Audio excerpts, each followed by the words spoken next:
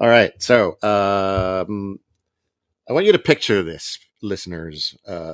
Pete and I are huddled around a microphone right now. Each of us It's independently. like we could have a milkshake and two straws kind of close. And we're holding individual ear cups from headphones to our ears because I couldn't remember how to pair my earbuds to my laptop. So this is the only way that the both of us can listen to callers. And then also because we're tethered to each other by this headphone, we're it looks like we're about to share a long spaghetti noodle together with the headphone cord. It really with the does. headphone cord, yeah. It's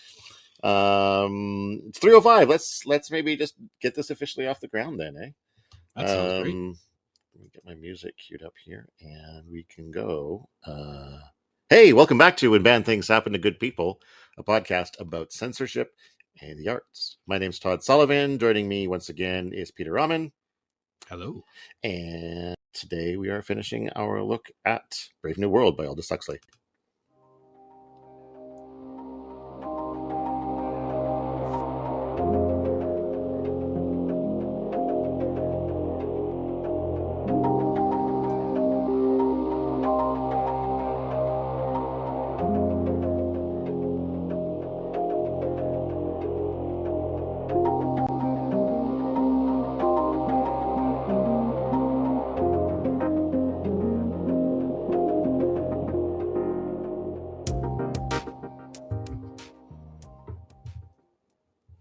And that was the intro.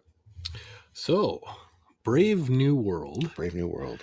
90 plus years old. Yeah. And somehow still kind of relevant. In some ways, I think more relevant than ever before. Yeah. Hang on. There we go. Well, what are you drinking there, Todd? Yeah, so here's the thing. I think I've said in the past that one of my, or maybe my favorite vodka soda beverage is a brand called Verve. And I've recently discovered that they've expanded their offerings into gin sodas. And what I'm drinking today is tequila sodas. Nice. And because this one was on sale. And so I'm working this is literally the first time I've had these. So I'll be reporting live right on my thoughts on these flavors. We're not just talking books here. We're not just talking books. We're reviewing alcohol at the same time. Books and booze. So yeah, this is my first taste of the mango tequila Verve. Here we go. Okay. First sip. Oh, that's really good actually. Okay, tasting notes. Tequila is really subtle. The mango is very forward early on and then fades nicely. I like this. See, I've been doing this backwards too because of all the flavors. I wanted to start with the one I was least expecting to like. So I'm going from mango to pineapple to salted lime to grapefruit, which is the one I think I will like the best. Okay. But already I'm liking this more than I was anticipating. So, well, that's great. So Verve, if you're listening, we're still begging for a case. Yeah. Kamloops. Okay, so let's talk about the book now. Yes. So Brave New World still is banned in some places. Yeah, I meant to look up sort of what it was banned for. I mean, off the top of my head, when we think of some of the reasons why this book would be banned, I think, one of the ones that would really do it for, kind of the Christian community, right, is the switch out of religion, right? The Fordism and taking the place of religion, as well as, the sexuality of it, even though it's not, like as forward focused in the book, it really is from a societal perspective. Yeah. Right? So one of the notes here is that it is one of the factors is the society's acceptance of promiscuous sex. Yeah, and the childhood nature of it too, I think, really would compound. That's true. That's true. Plus the drug use, and suicide. I mean, I guess he kills himself at the end, but it's not like they're promoting suicide in a Brave New World. But I guess maybe they just don't want kids being aware of suicide or thinking about suicide, maybe, or it being an option to escape an oppressive culture. Yeah. But it's to me it's interesting that the sexual promiscuity comes up because I guess it is the promiscuity element rather than any sort of explicit sex talk because there really isn't any. Yeah, there's nothing really graphic sexually in the book at all, but the notion of it, right? When we think of people that want to protect the family unit and that kind of thing, right? Wild promiscuity is not really, typically thought of as something that will strengthen the family unit, right? So I can see, as far as kind of the conservative side of the and in this world too, the family unit has essentially been erased, right? Mm-hmm. I mean, certainly more so now than maybe 30 years ago, or definitely. Well, no, I mean in the book, in the book, that like there's no family unit to speak of, right? Yeah. You're shamed for spending too much time with. Exactly, it doesn't exist anymore. Kids, you don't have 2.5 kids and a dog, no babies, because there's really just hatchlings. There's hatchlings, exactly. There's decanted, fine vintage humans. Yes, and they do use the word vintage, right? Mm-hmm. Yes, mm-hmm. A vintage of humans. So yeah, I mean, I think there's a few different things that are not ideal that this book really promotes. I think the fact that it's kind of more that look at utopia gone wrong maybe doesn't save it from people wanting to ban it or to suppress some of those ideas, right? I mean, the drugs, promiscuity, the religious kind of setback of it all, and then linking sex to religion as well, mm-hmm. With the ceremonies there, or the orgy. The orgy-porgy, yeah.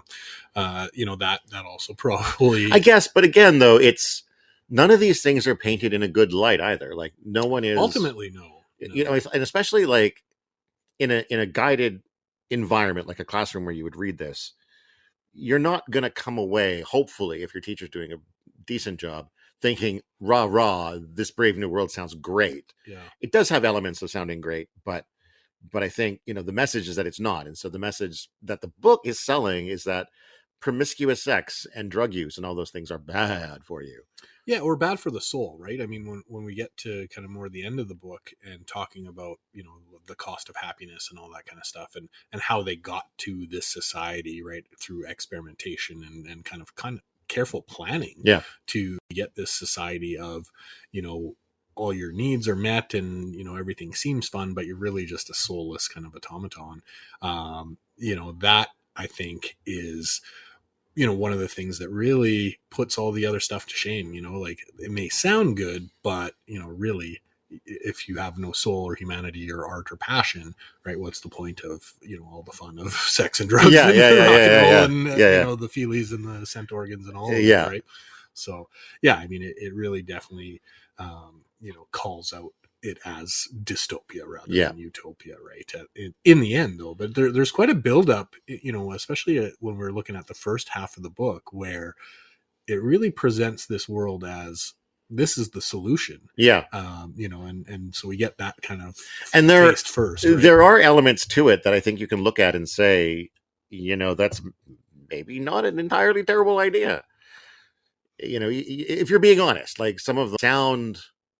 I mean, cologne taps. I think that cologne taps. I think we're all on board with that. Yeah, I think everybody that read that. As long as you remember to turn it off at the end, because you would want an auto off. You would want an auto off for the cologne tap. Otherwise, it's going to cost you a fortune. But the idea of being able to kind of produce babies based on what the projected workforce needs are going to be, like, when you say it sounds a little bit dystopian, but if you just take one little step back, you can see the benefits. You know what I mean? Like, and maybe I think that's kind of an age-old question. Maybe that's how Hitler started. It's just like, I know it sounds bad, but you can see the benefits, right?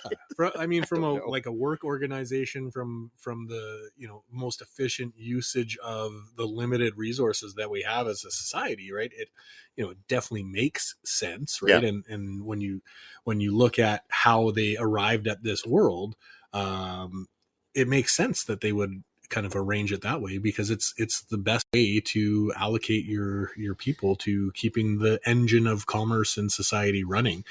But we keep running up against the argument of what's the cost of it, right? I mean, nobody really has a heart anymore, kind of thing, right? So, but yeah, I mean, there's elements there where you look at it on paper and go, yeah, that makes sense. It's super efficient. It's going to keep things running, and we're going to avoid wars and plagues and all that kind of stuff. And yeah, it does make sense. And I think that's the slippery slope, though, of how these kinds of ideas perhaps get started, exactly. Right? And yeah, I mean, I think when we get to the end of the book, right, like that's part of the thesis of the book, is that this may start out good or sound good to an extent, but once you get into it, you realize just how hollow it is. Yeah. But I think I definitely think there's an interesting conversation to be had there, especially with students. The push and pull, because I don't think I'm on the side of either of the extremes in A Brave New World, and I think there's maybe a happy medium to be found there, where like, hey, let's maybe have a little more drug use and a little bit more promiscuous sex, but let's not go too far with all that, right? Like, yeah, well, not as the point of keeping people distracted from any major emotion or anything, right? I mean, the point of the drug use and the sex are really to not numb people per se, but to keep them completely, fully occupied and stimulated for, basically their whole lives without having the time to have kind of thoughts of their own, right? I mean, that's the purpose. It's a giant distraction, right? Mm-hmm. It's not so much for enjoyment or for taking a vacation from a hard work or from problems that you have in life. It's keep you distracted from the fact that you really don't have a life. So I agree that if we're looking at a happy medium, you want to maybe be able to enjoy some of this stuff, right, and not have it as just like this complete distraction where you don't even realize that you're basically a robot, right? But given though too that, I mean, there are people in society today who are using drugs and sex in those ways as a way of sort of obliterating the void they find in themselves or whatever. So I mean, I don't know that that's ever anything we'd be able to entirely get rid of either. Well, I think not having the lack of any passion or anything else could be helpful there, right? I mean, if people are, using these things to escape, right, then I think that implies that there is,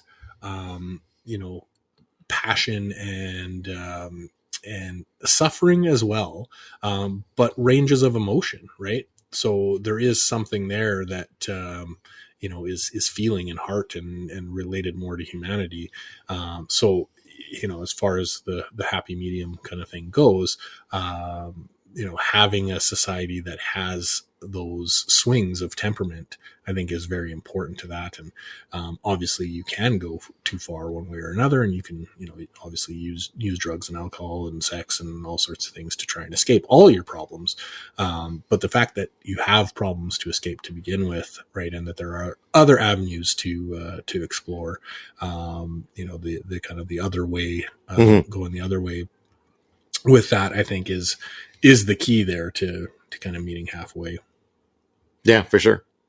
And again, I think that's an interesting conversation to be had in a classroom environment, with, the next generation of thinkers and whatnot. Well, and they're typically students are kind of developing, these types of problems. Right. Yeah. They are seeking out, maybe some sex and some drugs and that sort of thing. Well, and also the drama of life, right? It really starts to begin as you're a student, right? With your first boyfriends and girlfriends and all that kind of stuff, and real world problems of, for sure. Now you're driving a car, or maybe you have a part-time job, working, you're getting into the workforce, all that kind of stuff. Right. So examining this kind of, spectrum or far ends of the spectrum can definitely be something useful, I think. Right. But it has to be kind of couched in that light of, hey, this is kind of an example of what happens when you go all the way to one end or the other of the spectrum. Right. Yeah. So, I mean, from my perspective, I don't see this as being a book worthy of banning in schools, at least. Obviously not intended for every grade, I think. Yeah, this isn't a grade 2 pleasure read. No. You want to have a little bit of age and experience under your belt before you try and tackle this. And I would say subjects 10th grade and up, maybe 9th. Yeah. But I mean, as far as banning it, I think we can definitely understand how certain factions out there would really want to be not having those ideas out there. But I think, like you said, for the average kind of well-adjusted student who is experimenting in the world, this is something that I think would be good to look at, right? You get to see a few different viewpoints of this future state, right?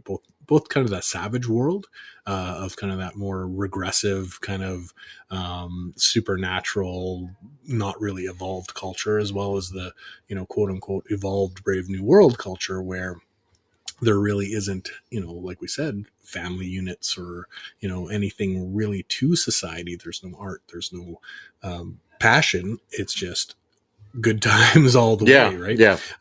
And looking at that as far as how you're developing as a child or a student, and going, hey, where do I want to be, and are there other options out there, right? Because I most likely, right, most people would read this and go, I don't want to be at kind of either end of the exactly spectrum, right? Yeah.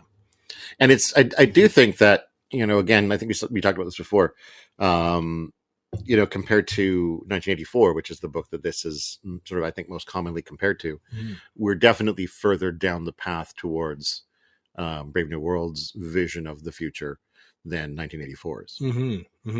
I mean, yeah, I think we're seeing from the surveillance culture, there's definitely aspects of that, but the not abandoned per se, but the especially in Canada with we've now legalized marijuana.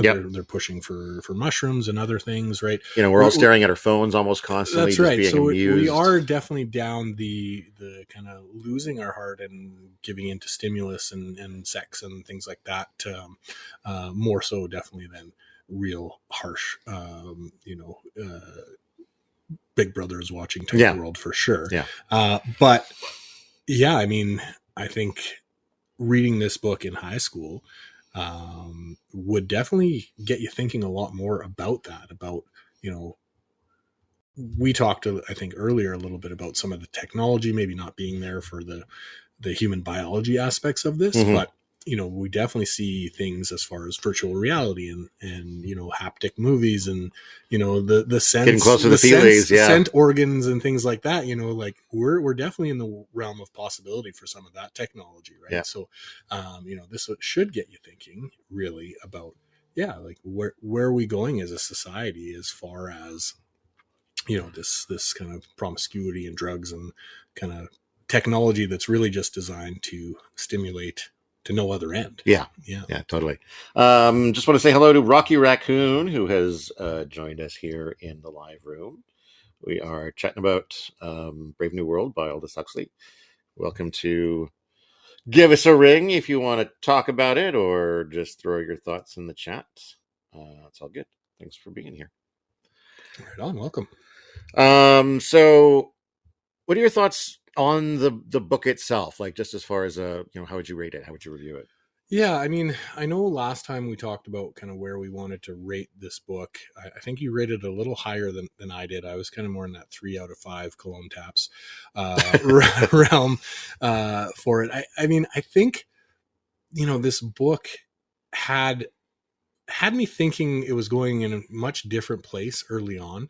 And not that I'm necessarily disappointed as far as where it ended up at the end, but I think there is a lot of threads and a lot of kind of potential avenues where this thing could have gone that would have maybe been more interesting ultimately, as far as that play of utopia versus dystopia and what the cost is. But I think it was interesting in kind of a fractured sense where, we get this, it starts out with world building, then we move into this kind of conversation piece, then we move into the, savage lands, and we get these flashbacks of John's life. And, it's kind of all over the place in a sense. And I know we talked previously about it being difficult to pin down a main character, and that the society itself, the world was really more the main character as far as how it acted upon all of the characters that we saw.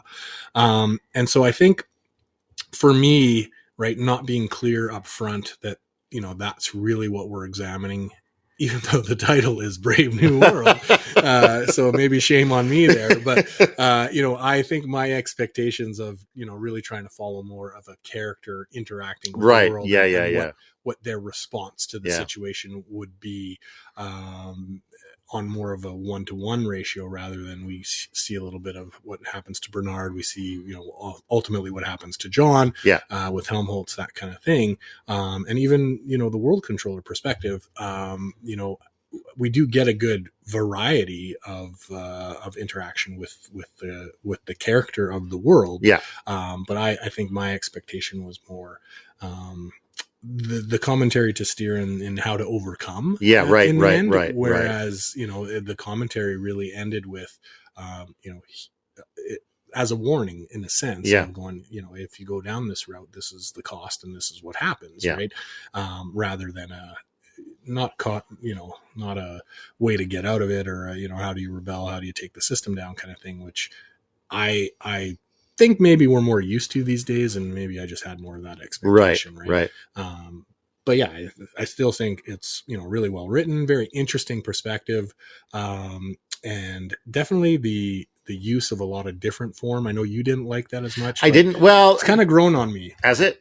Yeah. In the sense that it's, you kind of get a lot of different styles of writing and conversation and kind of views of different things within the book that, kind of are almost a non sequitur in a sense, right? Like we definitely see that, we have that conversation in chapter 3 or 4. I can't remember which one exactly, but it was definitely kind of out of left field for the first few chapters of the book. Right. The one where it connects these 3 different conversations together. And I quite liked that one, actually. But it definitely was a change in pace and flow of the book. That was kind of out of left field, to be honest. And then, we see other points in the book where there's these changes in how the narrative or almost the writing style happens, right, from chapter to chapter. And at first I was kind of like, that's interesting. But yeah, I do like that in the sense that it does.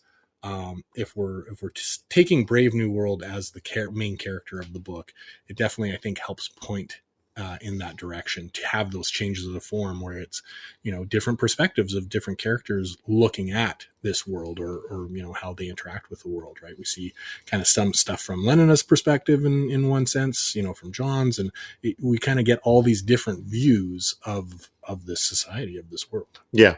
But none of them are a particularly good POV character for us, I don't think, because they're all just glimpses. Yeah, they're the ones who live in the society now are used to the society, and I think John is, like, compared to us, a bit more savage than we are. And I hesitate to use that word, but it's just that's the way they describe him. Mm-hmm. But it feels like he's maybe was meant to be more the POV character at the time in like 1930, whatever. He would have been closer to what society was like then, and since we're closer to that world now with the legalized marijuana and everything else, I don't think that we get a very solid POV character. Hey to Coal Mine in the chat, or the in the audience there. Welcome. Hello.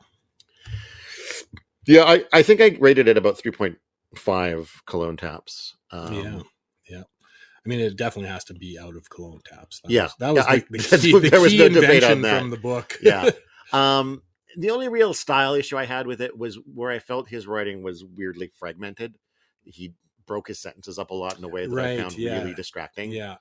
But I mean, using the word sententiously, right? I mean, points for that for sure. But it's definitely interesting, right? Because he used that, I think, several times to break up kind of the same train of thought. And I did very much like the bit where Lenina's action accidentally led someone to die of something. That's 30 years later. It was like a comedic, like, that was a great Family Guy aside, right? Like, and 22 years later, and it was 8 days or whatever it was. Yeah. It was, what I loved about it is he had done nothing like that in the book up to that point, and did nothing like that after that point. It was just this one single moment that just stood out as something that was really funny and really out of the blue. Yeah, I mean, it tied into, you know, Oh, it did. proving out how distracted she was, and you know, her hots for John and all Yeah. that kind of stuff. But yeah, it was just this hilarious little moment of levity in the book.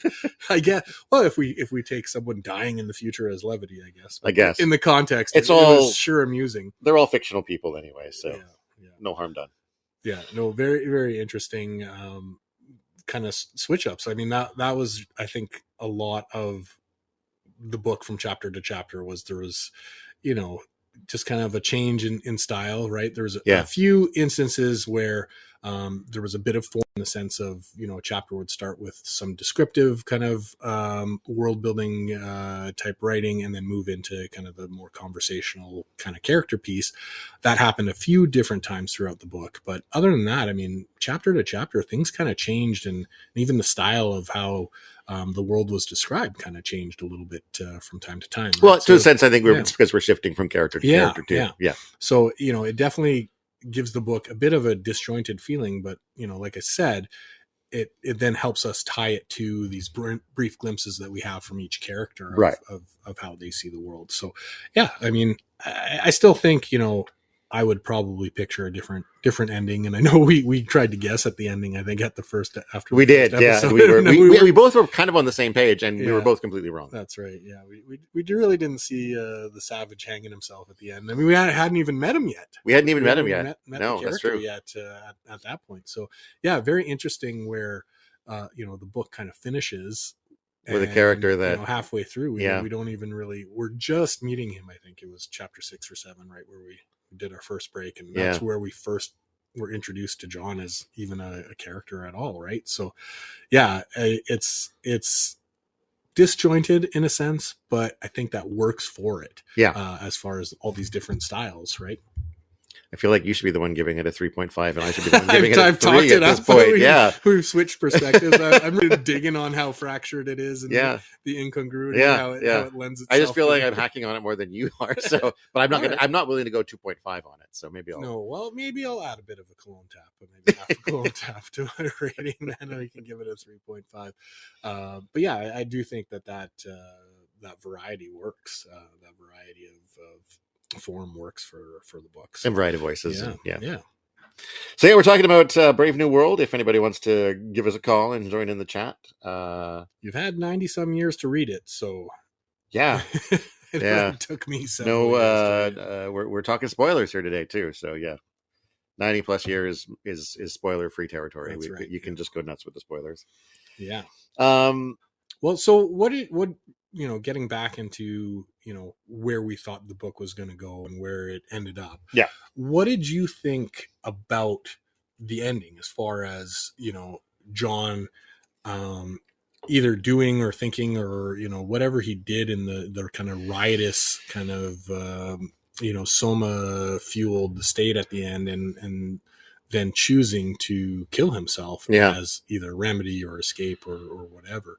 What's your take on that as far as the way to end this? And I think maybe that's where, you know, I said when we had finished the book and did that episode, I said I wasn't really sure if I understood what the point of the book was. Mm-hmm. And I think that might be where that came from, is this, because it seems like a book like that normally is either going to say, you know, this new world has problems, but it's ultimately better, or this new world has problems and it's clearly worse than the old world. But the way it ended with John sort of literally twisting in the wind, but not just that, but what led to him there, like his, you know, it's fine for him to go and get himself out of that world and, you know, hide in the woods or whatever. But like, once he gets back into the weird religious stuff and self-flagellation, and then going through this weird religious fervor thing when all the people show up with their orgy porgy and what's her name's there, you know, it seems to be saying that the old ways don't really work either. Yeah. And so you get to the end and you're just sort of like, wow, I guess we're fucked no matter what, is what it feels like the message is at the end. So, I mean, I'm okay with it as an ending, because I think ultimately it's saying that, like, well, I shouldn't say I think that's what it's saying, but my takeaway is just that, the world is at a state where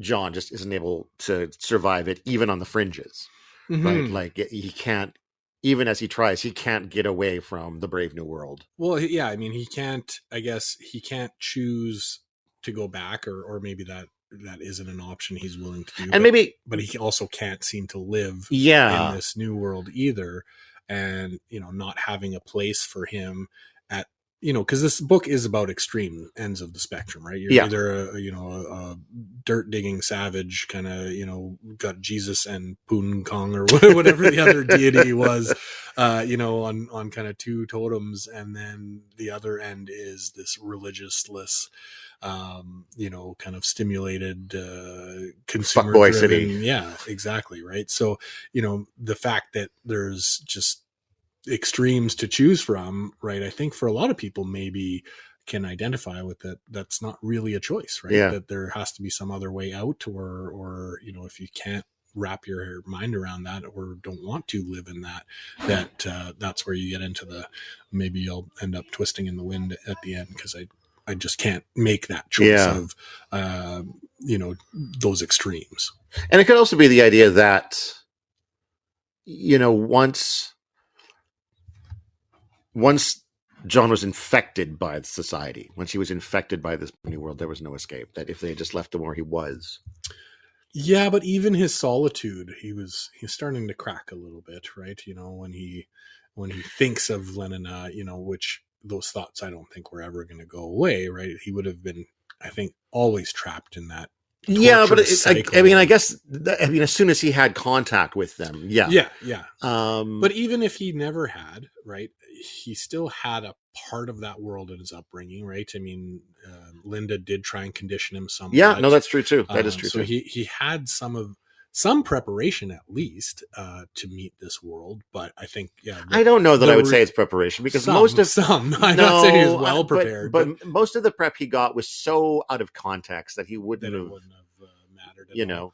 But I mean, if he'd wandered into like whatever the instruction manual that he'd read, maybe he would have been able to go, oh, wow. Yeah, he could have just started fertilizing some eggs and decanting them. Exactly. This is the one thing I understand about this society. I've read the manual on this. I read the manual on this. I think, though, the Shakespearean kind of world as well, though, sets up certain, kind of morality or a way of thinking or looking at relationships, right? Yeah. And if that's all he had ever dealt with. And a desire for a certain way of life, because I think he thinks of himself as sort of like that, hero. He was never fully accepted in the savage world, right? He was always an outsider. He couldn't even go through their, becoming a man, or, the rituals. Yet he went and did his own rituals to kind of become a man, or to follow that religion. So he definitely thinks of himself, as he said, as the hero, or as this kind of champion, or a leading character in a Shakespearean play, in a sense. And I think that. Oh, thank you very much. I just got another beverage on the way here, so things are going to really start cranking. Well, I was up for one, so I thought it'd be rude of me not to bring one back. Yeah, well, thanks, appreciate it. But yeah, I mean, I definitely think that John's difference from these two extremes, because he was always kind of that middle ground, in a sense, right? Yes. He saw a little bit of the, his mom had the parade of men through the house when he was young, and, got some of that conditioning, and he could see what was happening in the streets of the town where he lived, as far as how that culture worked.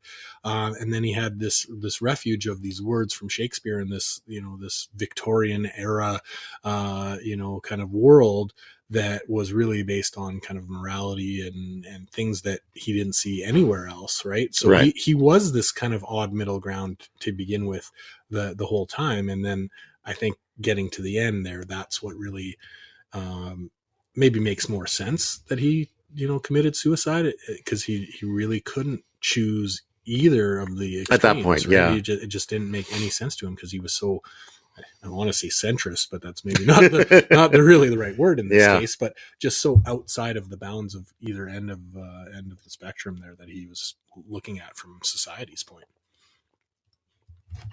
Okay, pineapple's a letdown. Pineapple's a letdown, eh? Pineapple is a letdown. Okay, Verve, you got to step. It might just be I don't pineapple flavor. I mean, it's a good pineapple. I don't always love pineapple flavor, but it's a good pineapple. But I just don't dig the way it works with the tequila. Yeah, need more of a lime or something citrusy. Right? Yeah, that's why I was thinking the salted lime is going to be good, and why the grapefruit's probably going to be good. But, yeah. Well, do we got any comments there from any listeners? We've been proud. We've lost all our listeners now. We bored them, I guess. Oh, okay. Well, that usually happens. I'm not going to take that as an affront. No, please don't. There was a different topic I wanted to just bring up quickly because it is sort of in our wheelhouse, and it was news. I think maybe last week or the week before, recently. And it was this bit of a controversy over some changes being made to some of Roald Dahl's books. Roald Dahl is probably best known as the author of Charlie and the Chocolate Factory. Right. And Charlie and the Great Peach Elevator. James and the Giant Peach as well. What else? He's got another one there. Is it the BFG or I think something that's like that as well? The Big Friendly Giant. Yeah. So what it is, and I wanted to Google it because I don't know if it's his publishers or somebody else, but someone is going through some of his older books and they're just rewriting it a little bit, changing a word here and there. Yeah, exactly. Items. Yeah. And it stirred up a lot of controversy over what rights a dead author has to his work. One, and what reason that a publishing company or whoever it was might want to try and retcon it anyway, right? I mean, and what it is one of the things that I like, just to kind of go on the same track a little bit, with like Mark Twain and some of that type of writing, reading it now is like we're talking about from a discussion point for a student or something like that, right? When you see that, how it was back in the day. I mean, and I think you need that understanding of the fact that it was written in a different time or something. Yeah, totally. But things that are problematic, you get to, break them down and examine them and ask those questions of, why they're problematic and why don't we say that now? And, why were the times different? What was the prevailing thought at the time? Right. So I think changing them, I have a big problem with it. Right, as far as trying to correct the sins of the past and republish and take things out and change it. Yeah, and to because I'm generally in agreement with you, but just to play devil's advocate a little bit, I think compared to Mark Twain as an example, although even his I think are sometimes in like Huckleberry Finn and things like that, which are not necessarily intended for young readers, but they're young reader friendly. But I was going to say might be different about Roald Dahl is that he did mostly write for children, and that's a different audience. And I think it can be harder to get them to understand the difference in what it was like then and what it is now.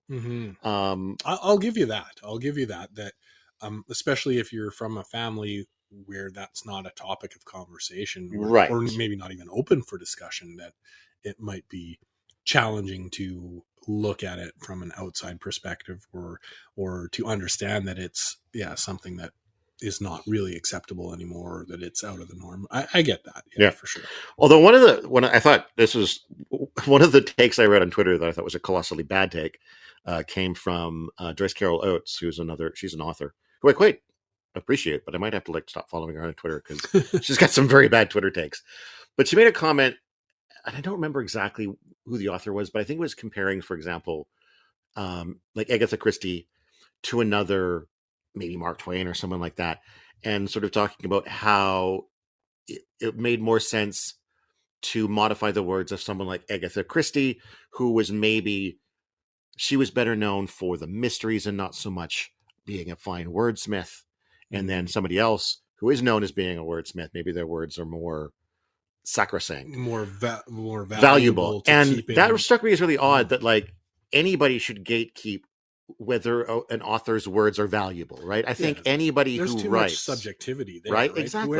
Who draws the line? Who considers what is right? What exactly. Is, who gets versus who gets to make that decision? Yeah. And I think obviously the Dr. Seuss publishers did something similar a couple of years ago, Mhm. although they didn't. They just stopped. They just stopped printing them, and I think which is a better choice. it's a better choice between the if two. you're worried about it, and I think the problem here is they were changing. In the case of Dr. Seuss, I say again way too much. Well, I say too much. So.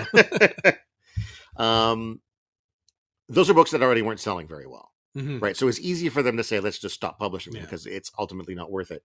These changes are to his better known works, which I can now see also include Matilda. Yes. Yeah. And The Fantastic Mr. Fox. Oh, wow. All of which have been, I think Matilda was just recently made into a musical. Yeah. And these are changes in some of his better known books. So they're going to be things that are still in publication. Mm-hmm. And things that are still potentially looked at or read in a classroom or, in a school setting as well. Right. Yeah. And it really, I'm opposed to it. Mm-hmm. As much as, I do just play devil's advocate about the children's side of things, I still think it's either you leave it as is with some kind of reference to help understand the context, or you just stop publishing entirely. Yeah.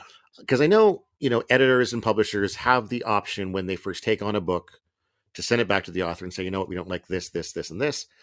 And then the author has that chance to make those revisions or to say, fuck you, and I'm going somewhere else. And go somewhere else. And what you're doing here is just, it's after the author's dead. The author doesn't have a chance to approve it. And it seems yucky to me. Well, to take it to an extreme, it's an attack on art and free speech in a sense, right? You have a work that was created in a certain time to express a certain emotion or story or some kind of point, right? Whether it's, lighthearted or more serious or what have you, to mess with the flow of that or to the integrity almost by making little changes here and there to make it more palatable or more acceptable. The point I think of art in a lot of cases is to take the good with the bad, right? There's no masterpiece out there that isn't without its flaws or imperfections or what have you, right? And so I think someone else taking on the mantle of, like you said, gatekeeper or, judge or arbiter of taste or what's acceptable or what's not problematic, it flies in the face of, I think, what art is in general. Would we let somebody, like, say there's a painting out there that happens to have the World Trade Center towers in the background, and somebody says, well, that's hurtful to people who lost family in that tragedy. Do we then paint over that? Like, why is this okay to do with literature when we literally don't do it with any other art form? Except, radio edits of songs with cuss words in them. But yeah. But even then, that's the artist's decision, right? It's not, we're changing it after the fact. Yeah. And in that sense, we're not really altering it so much as, briefly removing it in a certain context. Right. Small children. But yeah, I don't really get the push for change of art, right? If something is an affront or there's a problem with it, as we've already, I think, kind of said on this episode, that is the opportunity for discussion, right? That's part of what art is all about, right? Making something that people are going to talk about and ask questions, whether they're, very deep and meaningful or whether they're lighthearted, right? To ask questions, to elicit emotion, to, have that discussion. So trying to eliminate problems or change things so that, there's less maybe points for discussion within it is, I think, counterintuitive to art. And, if I was a writer or, someone, a published author, I'd be, kind of not very happy with this, especially being kind of accepted, pardon me, by certain people out there as like, yeah, this is the way to go. I think it smacks in the face of all artists everywhere. So, yeah. Not cool, guys. Don't do it. Don't retcon literature. So that's about all I have. Yeah, I like this book. and I didn't like this book. Yeah. At times. And I think our discussion earlier about the rating kind of got me back more in the camp of. I definitely liked it more than I disliked reasons, it. Yeah, that I liked it, but it definitely doesn't have a satisfying conclusion, and not that there's anything wrong with that, as we're just talking about the imperfections in art and that kind of thing, right? Let's just rewrite the ending.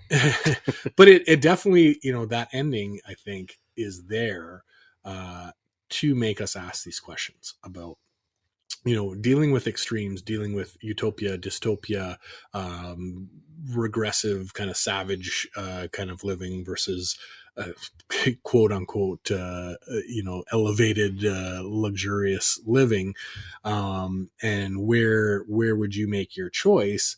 I think that is kind of the question and the central theme around the book, right? Is, given the choice, would you move to one extreme or the other, or would you, and that's kind of making the third choice, as John did, is to just leave, not do any of it, or not make the choice. Yeah, you can't make me. Can't make me do it. I'm not gonna. I can't go fully, 100% down this road, or regress down the other path, right? So, I think as a discussion point, and as the question of the book about choosing between extremes, or or ending it, I think that's an interesting point for discussion.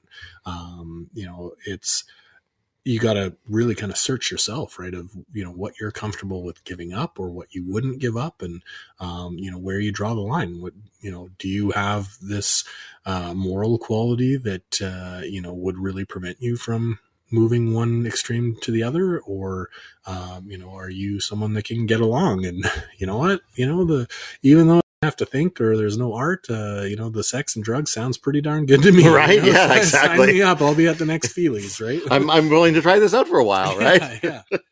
So yeah, I think that is, a great kind of thing to just think about on a constant basis, right? Yeah. Is, where would you go? What would you do? How would you resolve that situation? So I'm asking you, Todd, what would you do if I found myself in that world? Or yeah, I mean, just as you said, I don't know. I think it would seem fun at first, but as a creative person, I think it's not going to be long until, at the very best, I get a conversation about going to an island somewhere.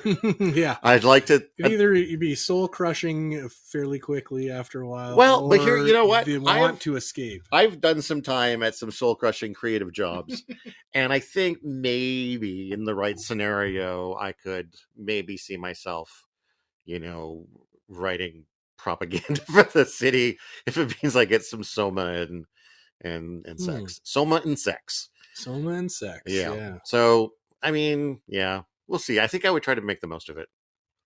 I get that. And I think that's, how John thinks of it at first. Yeah. Right. And I think that's kind of the problem when you start to follow that track of going, yeah, I might give it a go and see how it works out. And, I've thought myself a little bit about this kind of decision. Like, I don't think I would take the easy way out of suicide in that sense. No, right? I don't think I would. I think I would probably maybe fight against the system, or try and wind up on an island kind of thing. But I do think that from a, perspective of how long I would last if I just gave it a go and, just went after the SOMA and sex and all that kind of stuff, is I don't think it would be very long. I think, that's the kind of stuff where, in the book, they have to do the violent passion substitute. Right. They have to do that once a month. Yeah. Right. So that's, I think, kind of gives you a bit of an idea of, if you're going to survive this but you know what? We even have those things now. Like, you can go and pay $20 to go and smash up a room of true, fair enough, glass and monitors. But I, as far as trying to map out a timeline of how long you could kind of last in that world without, anything to, especially as an artist, right? Without anything to stimulate that's the you, biggest thing. Yeah. In that sense, from, we're talking about just months, right? Yeah. And that for John was, he was living on his own, not even a month, I think, before everything went down. Right. So I think for myself, I would probably be in that same boat of maybe, not wanting to kill myself per se, but of wanting to make change or get out or do something to kind of fight against. Become an underground freedom fighter. That's right. Yeah. Lead the revolution and write poetry. Have everyone throw everyone's SOMA out the window. Or Yeah. Well, that was the book. This is the first book that we've covered together. Yeah. Third episode for you as podcast host. Yeah. How are you enjoying it so far? I'm liking it a lot, actually. I mean, it's fun to not only read these books and figure out kind of, well, would I ban these or why are they banned? They're not that bad. Yeah. But also to just talk about them with you, Todd. I've enjoyed that, and I think we both get some different perspectives that we might not, which is good, for sure, have ever thought about. Totally. In terms of reading through these books, and I hope you're excited to continue on the journey into a few other books with me. I am, and speaking of which, I guess we can announce what our next book is going to be. Yeah, you want to go ahead? So do I say Richard Bachman or Stephen King? That's the tricky part. Yeah. So Richard Bachman. Technically, we're writing Stephen King as Richard Bachman. Yeah. Technically, we're reading Richard Bachman's Rage, which is Richard Bachman, as you probably know, was the pen name of Stephen King for a number of years. And Rage is a unique case because he basically banned it himself. After it was connected to a number of school shootings. He just pulled it from publication. Yeah. So not banned in the sense of it's on a list or, the school board or whoever has denied it, but it's in a way self-banned. Yeah.